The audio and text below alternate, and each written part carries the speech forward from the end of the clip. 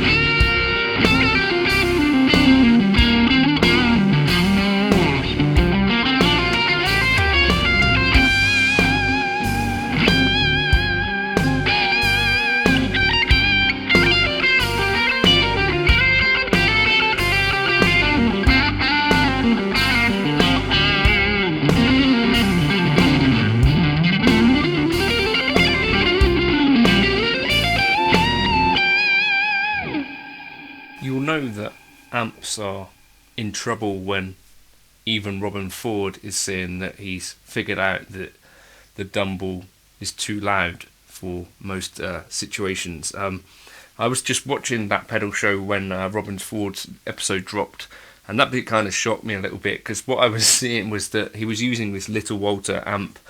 The volume, showing up on their dB meter was still peaking at like 108, even on like clean tones. And there, Robben is saying, working in kind of tight quarters, and everything's sounding great except me. And, I've got the Dumble, 100 watt 2x12 in a closet over here, and it's like, it's not working, man. That's not good. We have to do something different. And I finally went, I guess I have to start using smaller amplifiers. So that was the beginning. For me, I mean, everybody else knew this already. You guys knew it in 2017. You already knew it. I did not know it. Anyway, so big amps are dead. Long live the little amp. And I think what we're talking about here probably is like the huge 100 watt kind of things. But also I think the 4x12 cab, I think that's probably had its heyday. Also things like the 2x12 sort of Fender Twins. I can now on Facebook Marketplace and eBay and stuff, you can find silver face Fender Twins for, pretty sort of £500 to £800 quite frequently. And these are, pretty vintagey amps from the 70s and stuff. It's kind of interesting how undesirable some of these higher wattage amps have become, especially as well like Marshall Plexi style amps I see on Facebook Marketplace a lot. And I just wonder, is this a trend that we might see bounce back the other way? But yeah, the thing about it is that actually what I've found is that oftentimes the higher wattage amps actually kind of sound a little bit better at lower volumes, and they're a bit more versatile in some ways than the lower wattage amps can be anyway. So for instance, I've had a Mesa Boogie Mark 525 and a Mesa Boogie Mark 3. Now those actually sounded remarkably similar through a load box and stuff, but what I actually found was the Mark 525, the master volume taper was actually kind of inferior to the Mesa Boogie Mark 3. I don't know why that would be, and I don't know if there's any science behind that. If you guys have any opinions on that, feel free to let folks know in the comments. But that's certainly a thing for me where the Mark 525, it was kind of a bit like the master volume was pretty temperamental. So you'd be quite quiet, and I'm sure you've experienced this as well, right? With some amps where it's like quiet, quiet, quiet, loud. I think of something like a Fender Blues Deluxe. I think I traded something for one of those once, and I sold that amp as quickly as I could because at home volumes it was like off, super super loud. And I'm sure you've got examples of amps that are like that as well. It's just interesting to me because what I like about a smaller amp is that it's easier to carry around, right? And I did a video a little while back just talking about what I've learnt about amps. So I'm now down to one, the Matchless Lightning clone from Rift Amps, which is what I was using in the intro, with a Boss OD3, which actually, just plugging that in again, I'm just reminded every time I plug that thing in, I've got some boutique pedals. I've got really expensive pedals. I've been doing some videos on a Zen drive. The Boss OD3, I think, possibly beats all of them. Just a crazy pedal for the money. Anyway, what was I saying? Yeah, I've got this amp. The Pro Reverb from 1965 is at Jake Loosemore's house. He's currently touring with that pedal show and Andy Timmons, which is pretty cool. He's singing for them. So I've got his Fender Dual Professional here. But this is not my amplifier. As well as that, I do have a Boss Katana head and a Line 6 Catalyst, of course, but we don't count those because those are modelling amps, right?